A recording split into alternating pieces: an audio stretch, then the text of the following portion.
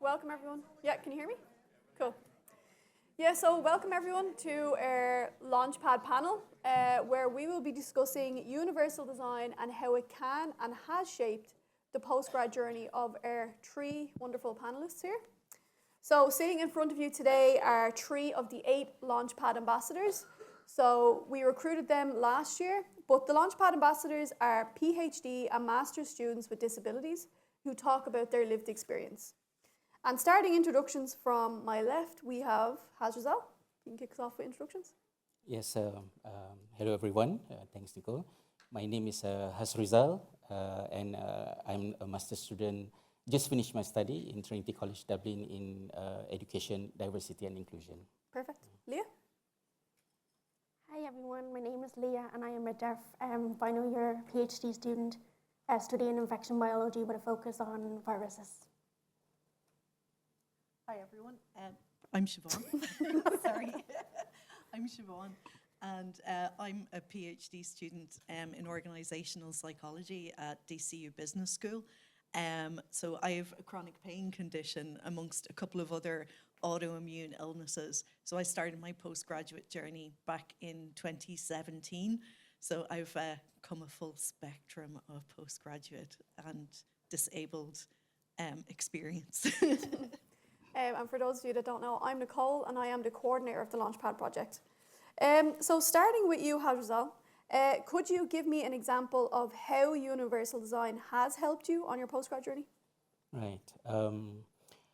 I think the most significant barriers that I'm dealing with in my study is writing, academic essay writing. And it's very difficult to explain because I am myself an author. I write 30 books. But I cannot write academic essay, and I failed 5 master degrees for not being able to produce the dissertation. Yeah. But the last one that I attended, UDL plays a very significant role because the lecturer provided an option, not just for myself, but for all students, an alternative way to produce our assignments. So we can write the traditional academic essay, but I myself, I decided to choose doing a pre-recorded presentation video using Canva in 15 minutes, and I think it really helped. So all the coursework went well, and I didn't even have to disclose my ADHD because it is something for everyone. So that helped a lot, and I think I'm on the bit lucky side because with my 6th attempt, I just recently finished my master's degree in education. Well done.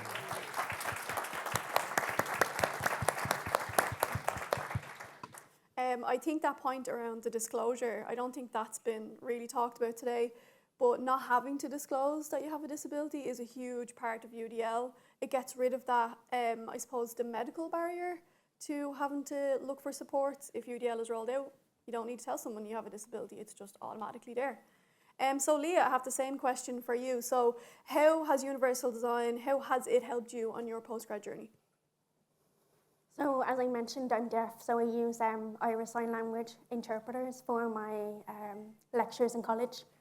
But sometimes, they weren't available, so you have assistive technology come in, where there's a thing called Roger, and this enables you to have connect the Roger to your hearing device, your cochlear implant or a hearing aid, and it's connected to a microphone, so you actually can pick up. So, for example, if I had it here, I actually can hear someone from over there, whereas before that was not possible. And then when the pandemic came around, sorry, I'll go back to my first point. There is a lack of ISL interpreters in Ireland, meaning that they're not always available to cater for everyone in Ireland. And so when COVID happened, the platform Zoom came on, and it meant that I actually had access to all my interpreters because all they had to do was work from home. So you actually have way more people available, and especially for my friend, she's based in Waterford, but all interpreters will be based in Dublin. So she actually wouldn't have any interpreters travel up to her from Waterford. So when COVID happened, she actually got them, and she was able to understand her lectures then. And how has the rollback from hybrid learning affected you now? So you now need ISL interpreters all the time, I take it. Could you repeat that? So how has the rollback from hybrid teaching and learning, so we're not doing lectures through Zoom anymore, how has that affected you as someone who relies on ISL? So I think with the COVID pandemic, we actually got very used to on the hybrid learning, and then there's more awareness of, because before, if the default captioning would be so inaccurate, you actually could not understand anything. Whereas the awareness of the pandemic actually made, push the initiative to correct the terminology, correct the captioning. But it's definitely, I say, harder now to go back to in person, because as I said, there's a lack of interpreters in Ireland. Okay. And Siobhan, same question to you.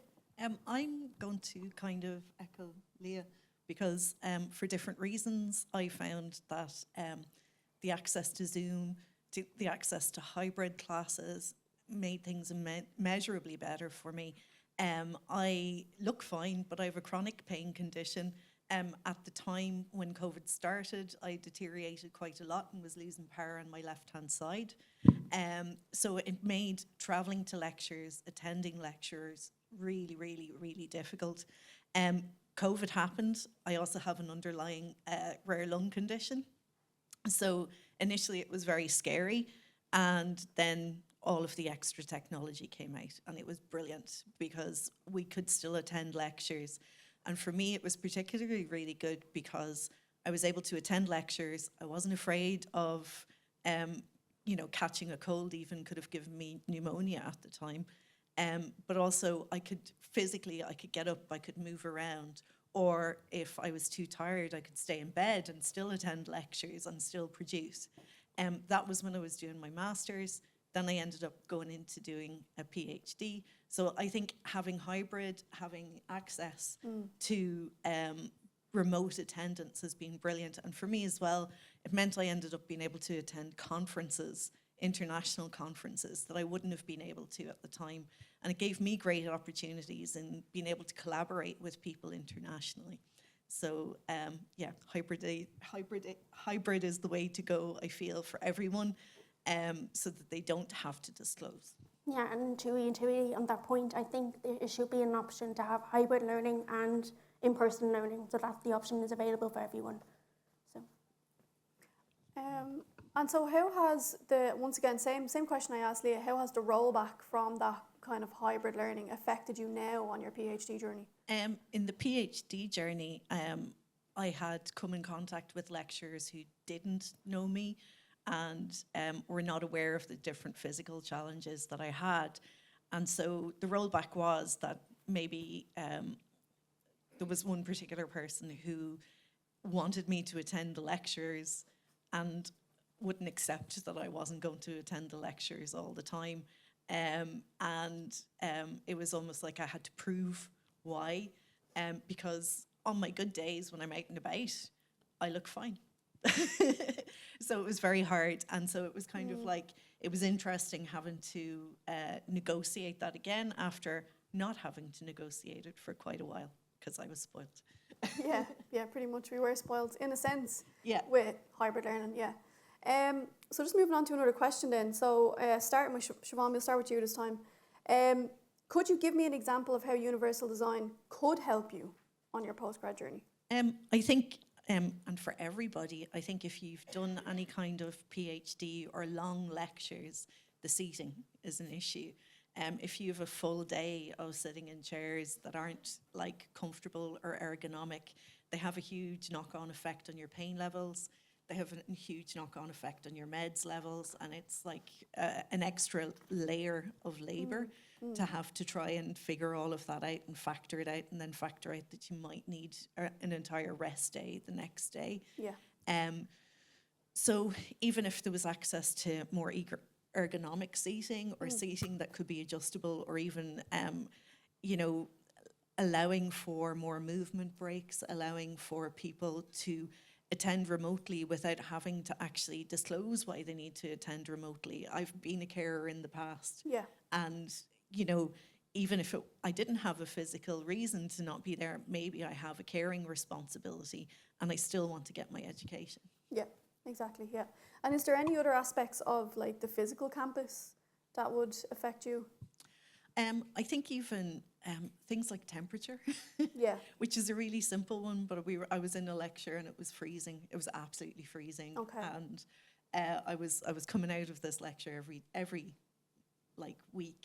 I was coming out like needing extra painkillers, really tensed up and in an awful lot of pain, and then having somebody go, that can't be possible. You can't, Yeah, you know, yeah. and so you're kind of like, you know, there should be a standard that you can't have, like we were there in coats and scarves, Yeah, you yeah, know what I yeah, mean? yeah. So it's kind of like there should be a standard Yeah. for everyone that Yeah. we're in, you know. I think universal design, in particularly for cases where your disability is invisible, Yeah. would be essential for that, because you don't ever have to then explain yourself all the time that now I do have something going on, but you just can't see what it is that's going on. Yeah. Yeah. Yeah.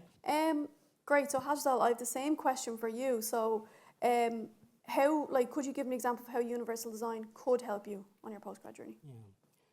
The master's program I attended was mainly attended by teachers, full-time teachers. So it has been designed to run in hybrid mode. Yeah. But as for myself, because I want to make sure that my executive functioning well, so I forced myself to come to the campus every day, although there were only like 2 or 3 sessions per week. What helped me with UDL at that time is because our course materials are available in many different formats. Okay. It's a research paper, printed book, e-books, and also podcast. So the 4 hours daily commute, I've been utilizing that Yeah, a that lot time, yeah. during that time. So that's one thing. The second thing is that I thought that UDL has been implemented in the entire university. But then when I started collecting data for my master's dissertation, it was on exploring the academic experiences of university students with ADHD in relation to AI. So when I talk about UDL, all interviewees never heard anything about it. So Okay. when I explained a little bit, so they were hoping they have similar kind of facilities for that. So I think if UDL is being not just something that come from a lecturer who is sympathy towards students, or something that is only limited to our program, but it has been like standard practice in the university, I think the whole population will benefit, and not just for students with disabilities, but everyone will benefit from it. Perfect, yeah. I know when we were kind of organising this panel, you had a great analogy about the pilot seat.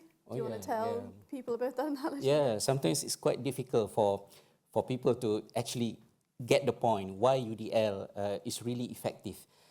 Usually, I will explain in a way of designing a seat for pilot. We want to design a good seat for pilots in the cockpit.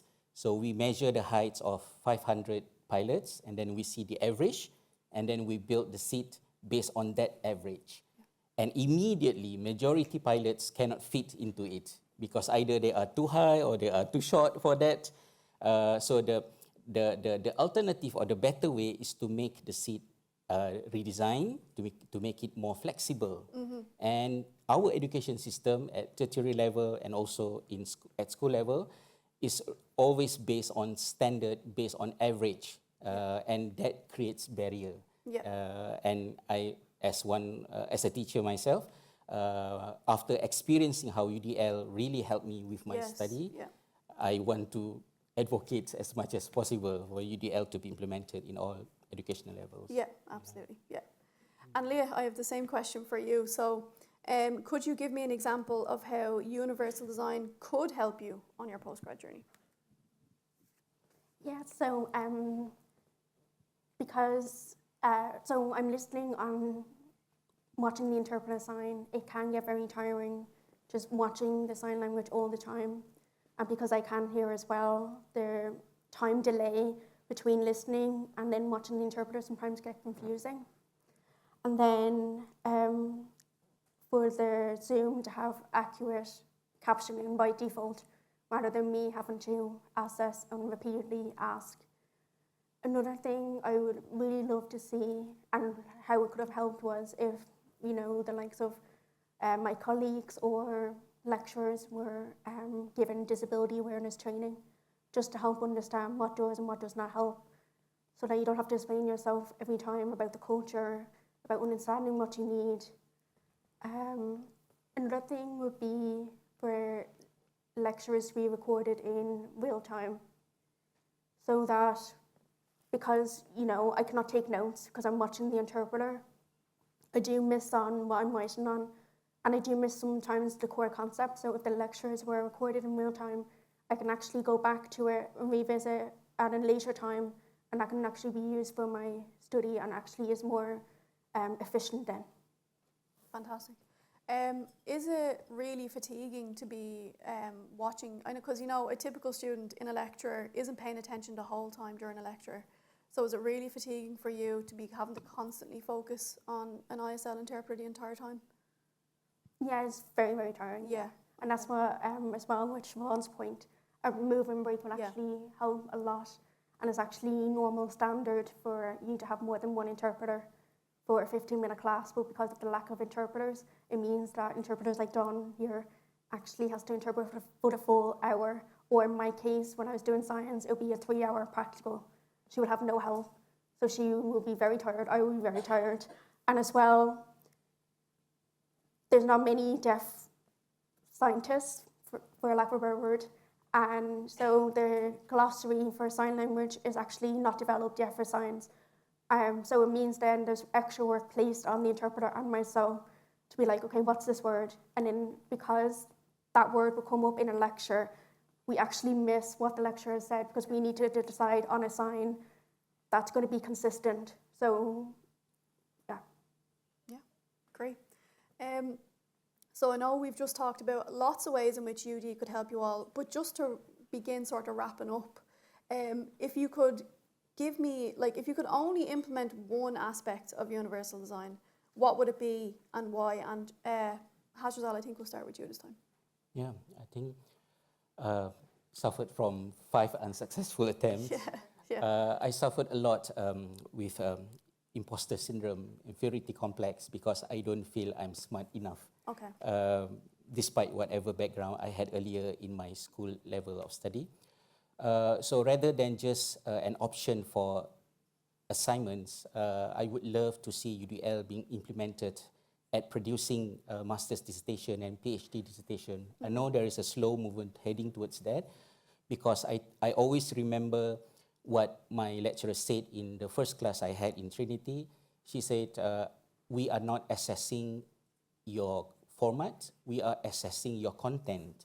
So UDL helps even the educators to actually identify what actually matters in education, rather than getting yourself stuck in the format. Absolutely. Yeah, so I wish that going to happen. And I just want to say, I think it's crazy that a guy that's written like 30 books has imposter syndrome. I think that speaks for imposter syndrome and just how horrific it is.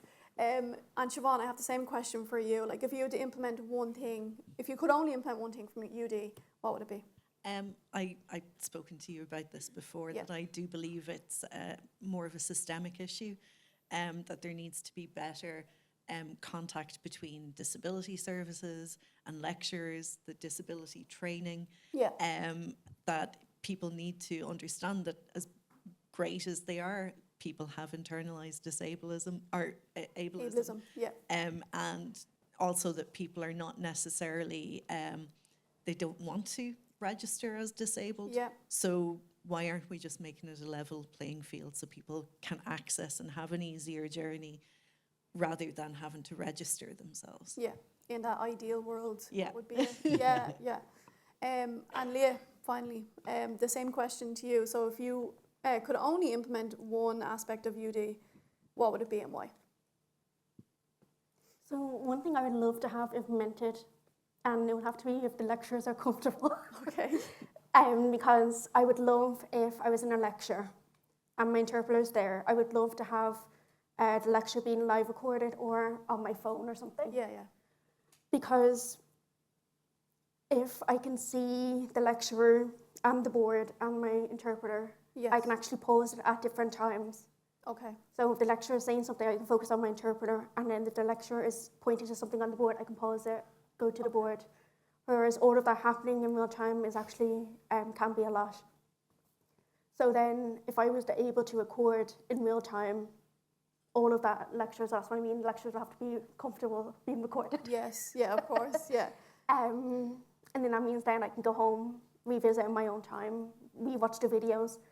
And because when you take in information as a deaf person, you have to translate in your brain from the sign to English what it is.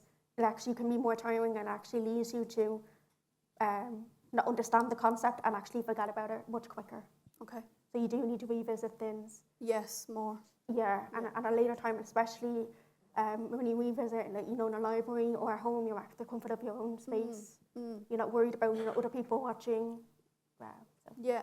Especially as well that point you made earlier around, you know, certain words just not existing in sign language. That's going to take a huge amount of time as well away from you trying to interpret things. Yeah. Yeah. So we're just coming to the end now. So I think, you know, as we've just heard, you know, needs at postgrad differ wildly from undergrad, and universal design can be that bridge between the different support needs, which often at PhD level in particular are quite bespoke because it depends on what thesis they're doing, what program they're on, sometimes even who their supervisor is.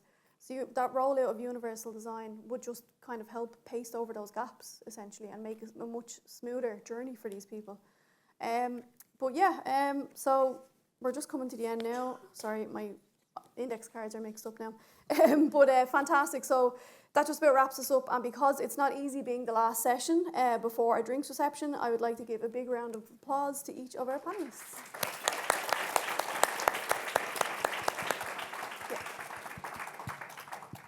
So I think we've got time for a couple of questions. So if anybody in the room or on the Slido has questions, we might take one just in the meantime while we're waiting for hands to go up there. Just to say that that Launchpad is a partnership between HEAD and the National Disabled Postgraduates Advisory Committee. So Vivian and Aoife, who are part of that group, they're the Disabled Persons Organisation working to advance equity and inclusion in the space of postgraduate research and postgraduate study and early career research. And really, without that group, this project wouldn't exist, and Aoife and Vivian just couldn't be here today. I think Aoife, if you're here, I think she's online. Is it? Hi, Aoife, if you're there. So they're really strong contributors. So just to pay great credit to their contribution to this project. It's very much a partnership with all of us working to advance it together. Also, just to say thanks to the HEA for funding that project. It's really important work.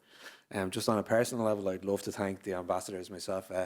You know, it's rare that you get the opportunity to work with people of the calibre of the three ambassadors on the stage, but also the other 5 who aren't with us today. And they are very much at the heart of this work in advocating for change with us. They're out with us at meetings with stakeholders, sharing their lived experience, but also reflecting the research that has been done by the group and by Nicole as part of that work. So I'd also like to make just ask everyone to take away for today that part of the ethos of HEAD in general, but also this project, is that when people give their time and energy to that work, that you pay them for their time and expertise. So just to say as a takeaway, I'd love you all to think about that if you're not doing it yourself, in terms of when you ask disabled learners or students to share their experiences. So do we have any questions? We have one coming over here. Yeah. Hi, thank you very much. I found that so interesting. My name's Kerry, and I'm from the University of Limerick in the Nursing and Midwifery School. I suppose I'm addressing this question or comment to all of you, but in particular, I just want to comment on your tenacity, and each one of you have worked so hard to be where you're at now and be in your happy place. So congratulations. And I suppose the question I have for you as somebody who lectures is, how did you cope with, or how did you manage or navigate different lecturers, or different lecturers do things differently, and some will facilitate recording, some won't.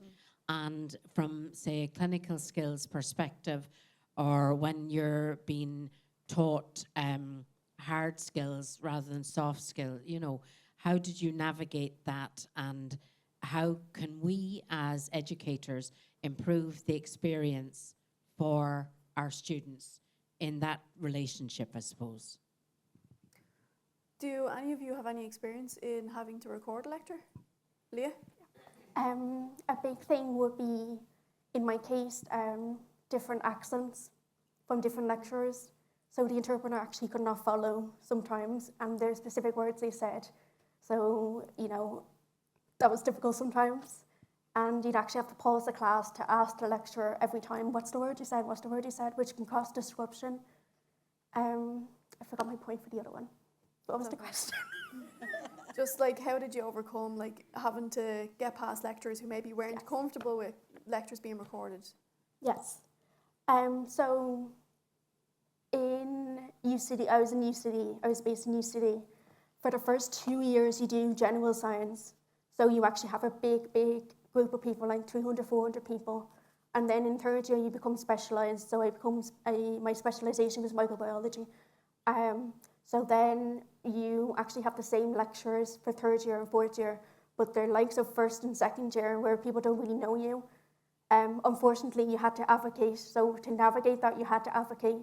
For example, there was one time where I was in a lecture hall and the lecturer was speaking, and she wanted to be stood at a particular way. Like, she wanted to be stood there, but where I was based was my interpreter was there. She actually asked us to move, to go over to the other side, which was totally a shock. And you have to think about as well, seating arrangement, the lighting, where you pick is actually where is best for the interpreter and the student to see. So in terms of navigating different lecturers, sometimes you had really understanding people and sometimes you didn't. And just unfortunately, you had to advocate for the people that didn't understand. But then when I came to my third year, fourth year, where you only had like maybe 7 lecturers, and then they really knew you, they could understand you, the relationship was much better, and then I had a great time then. Great. Could I just add to that as well? Just a piece around recording. It's quite culturally dependent. You know, if you go to other countries, for example, Paul's beaming in from Australia this morning. It's actually quite a cultural norm within our tertiary education sector there. That recording is allowable and happens. So it is something worth reflecting on. That it's something that it's not peculiar to Ireland, because there's other contexts. I'm sure our UK colleagues will have mixed kind of approaches within their sector too. But it's something that is happening in other countries as a matter of course, and that sort of cultural piece has been navigated. So it's not an impossible task. And I think often it's about creating safety for lecturers, that they have control over this. And actually, these recordings are happening in your class anyway. So you know, if the university can create a structure to give you more control on what's released to all students, then maybe that's a good frame of reference. Has anybody else got any other questions? I know everyone is dying for a drink now, but can I ask one tiny one? Is that okay? Just the research that was released last year by Launchpad around voices in the community. One of the big findings in it is the effect of this need to consistently advocate on mental health and well-being and your sense of belonging within a university. I think that the quote that always sticks out, rings around my head still sometimes in the middle of the night, is that a student talking about having to be the squeaky wheel. And they were just that. And I just wondered about your kind of experience of that, and how maybe the universal design piece links with that. Has anybody got any thoughts on that? I think I should put my hand up for this one.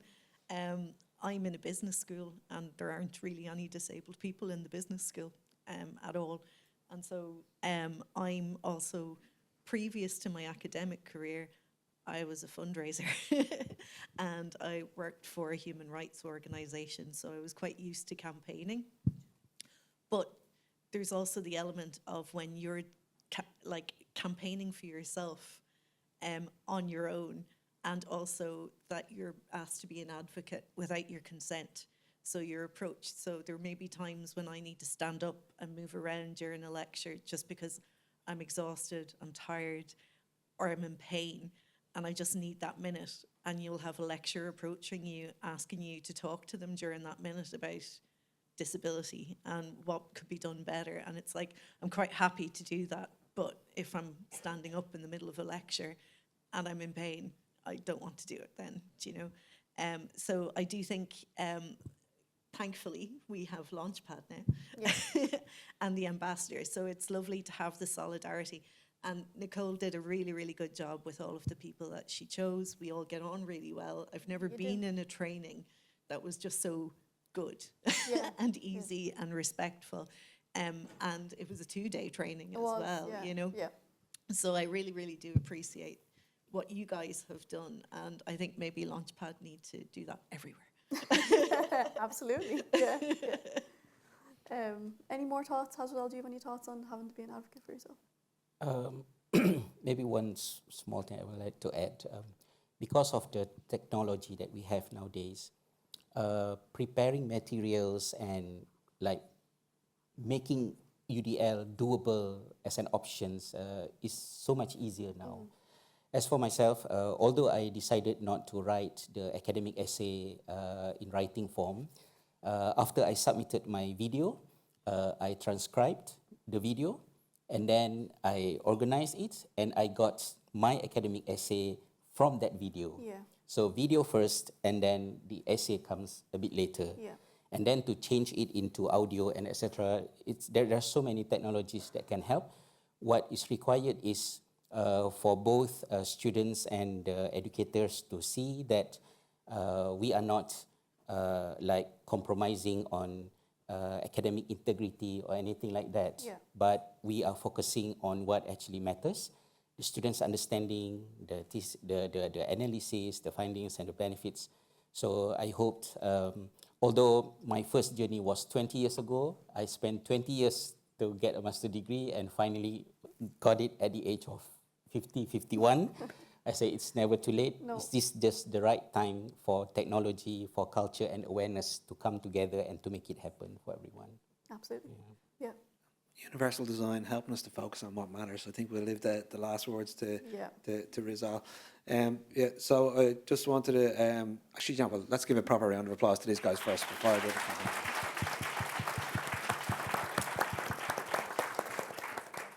Just to give a plug to a piece of work that Launchpad did with Research Ireland, the partnership that needs to be spread around more is that Launchpad partnered with Research Ireland to support their development of a disability support policy and a supplemental grant. So this is a grant for Research Ireland grant holders, whereby the costs of reasonable accommodations in the journey can be funded not through the research grant but through an additional top-up fund. So that's available. It's very quite easy to access in terms of Research Ireland have designed it to lower barriers to accessing the grant, and so just ask people to check that out if you and share the word about that within your institutions. So I suppose just to say a few thanks today to the sign language interpreters who've helped us throughout today, doing a tremendous amount of work. So if you give them a wee deaf clap if you do this. Your deaf clap, that'd be great. Thank you very much. A big thank you as well to the AHEAD team and to the team here in the Convention Centre, working in AV, catering, facilities, and everyone else who've made this an absolute joy to organise. So a big thank you to all of them as well. It'd be great. And most of all, thanks to you. We'll see you tomorrow at 9:30. But first, we hope we see you up. We have the treat of going to the top floor if you'd like to join us for a drink. So level 5 in the lift. If am I right in saying level 5? Is that correct? Yeah, level 5 in the lift. We'll bring you to the top floor. You get lovely views right out to the Dublin Mountains. And if you join us for a drink and chats, we'd absolutely love that. And cheers. Thank you.